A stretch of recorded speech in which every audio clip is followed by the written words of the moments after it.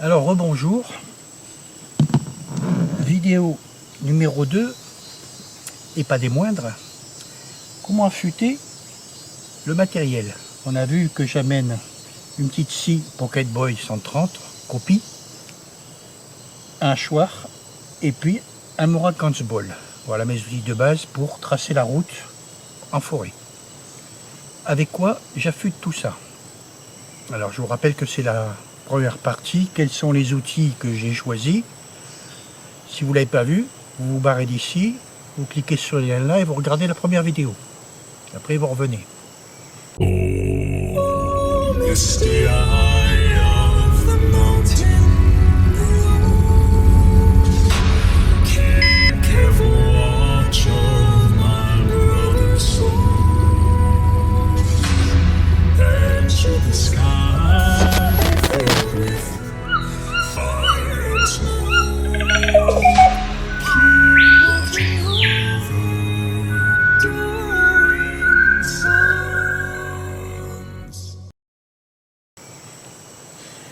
Donc j'amène que deux choses. Une petite pierre de marque Skerper.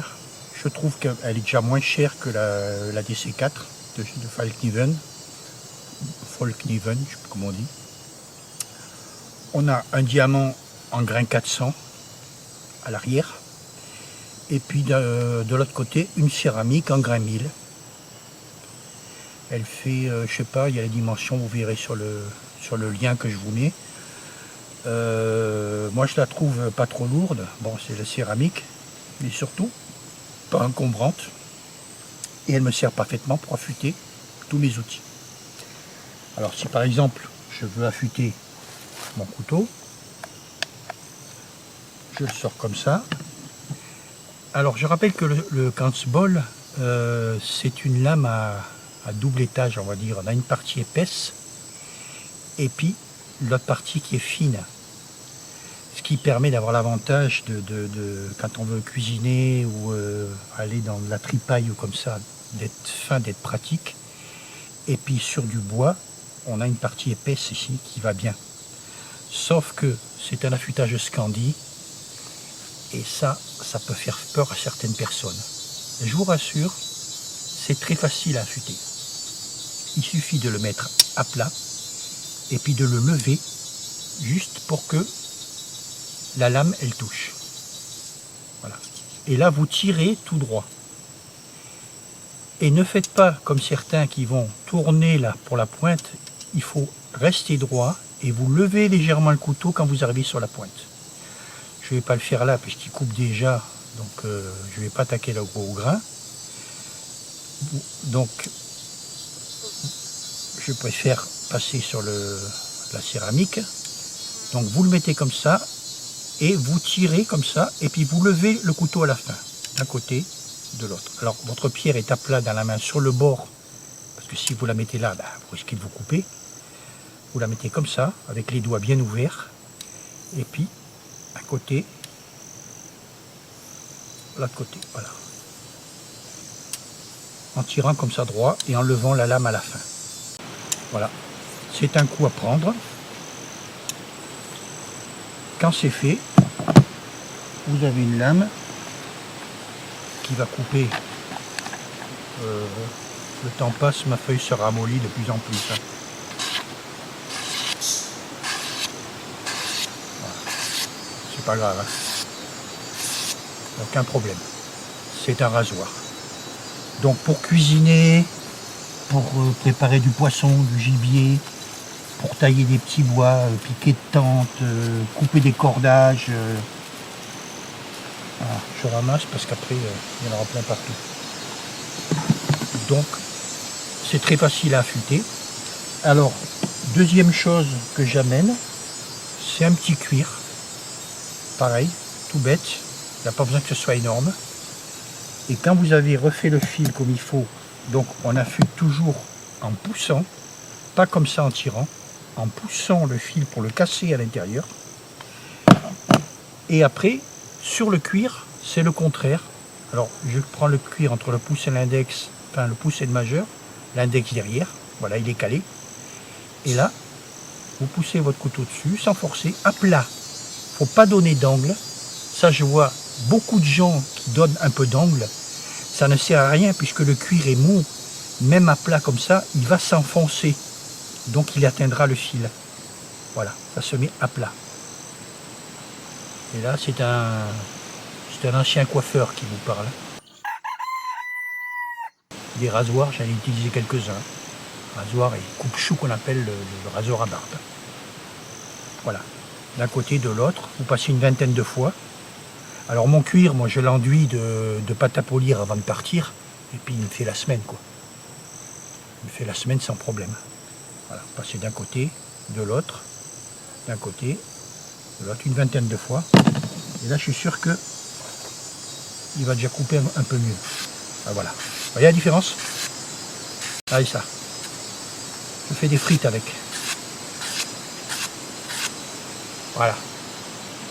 Donc, une petite pierre, on va le ranger à lui. Il faut faire attention avec les outils. Dès que vous ne vous en servez pas, ils doivent être d'un étui avec un verrouillage. Ça, c'est une règle d'or. Je ne vais pas raconter toutes les misères qui me sont arrivées, pardon. Mais un outil tranchant et dans un étui sécurisé, c'est obligatoire.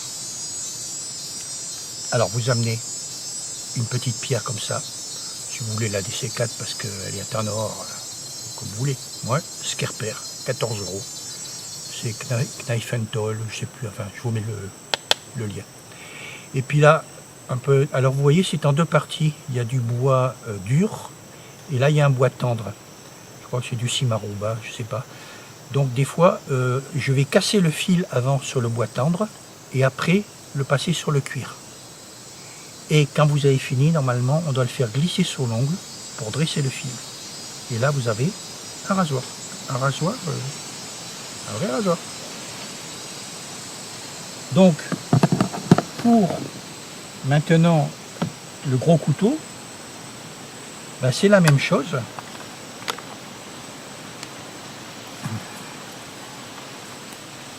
J'aime pas que ça traîne.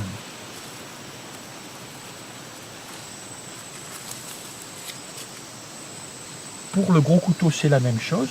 Vous prenez votre pierre côté diamant, donc grain 400, et vous le faites glisser. Alors là, j'insiste pas parce qu'il est déjà normalement affûté. Voilà. Quand vous avez fini, vous repassez sur la partie céramique et pareil, faites glisser toujours en respectant l'angle du fil, parce que si vous n'êtes pas assez, vous n'affûtez rien. Si vous êtes trop levé, vous cassez le fil. Donc respectez l'angle du fil. Quand c'est fini, même punition, un coup, pratiquement. Alors là, il y a un peu plus d'angle, il faut légèrement lever la lame sur le cuir, une dizaine de fois. Alors le cuir doit être enduit de pâte à polir. Maintenant, il y a plusieurs pâtes. J'ai commandé un cuir un peu plus large sur lequel je mettrai une pâte un peu plus fine. Parce que là, c'est une pâte un peu grosse. Voilà. Et quand vous avez fini, il n'y a plus de feuilles. Vous voyez? Sans forcer. Regardez, même en travers. Voilà. Vous avez un gros truc. Alors, il n'est pas très lourd, hein. Il fait 360 grammes même, c'est pas 400 grammes. Mais il a de l'inertie. Et le fait qu'il coupe très bien, on verra dans la troisième partie, ça permet de faire énormément de choses. Ça remplace un gros couteau de camp, ça remplace une petite hache, ça remplace même ça. Même si j'avais pas celui-là, avec ce gros couteau, j'arriverais à me débrouiller pour faire des petits travaux. Donc on a affûté le couteau, on a affûté le sabre, et maintenant, elle se casse la gueule, on va affûter la scie. Alors tu me dis oui, mais une scie ça s'affûte avec une lime. Et moi j'ai dit non, une scie on peut l'affûter avec une pierre. Le fait qu'elle soit aboyée, on a les dents qui sortent d'un côté et de l'autre. Donc si on prend, j'ai une bestiole là, je sais pas ce que c'est.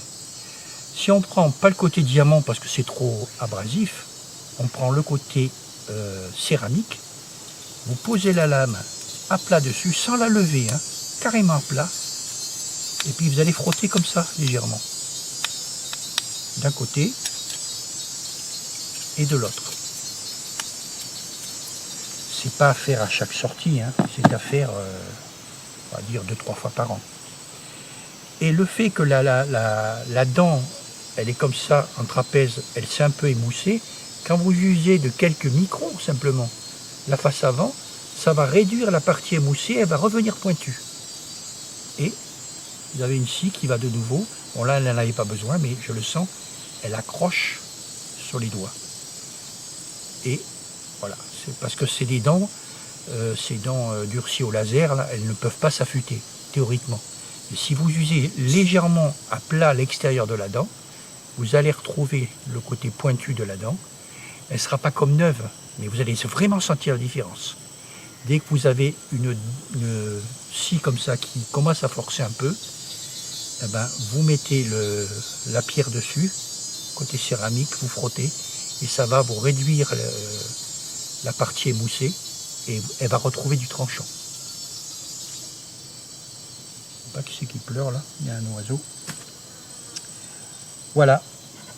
Donc ben c'est terminé pour la partie affûtage, c'est pas bien compliqué. Alors il y a l'affûtage de la tronçonneuse. Ça faut déjà un sacré coup de main, c'est un métier. Hein. Donc je vous renvoie plutôt vers des spécialistes qui ont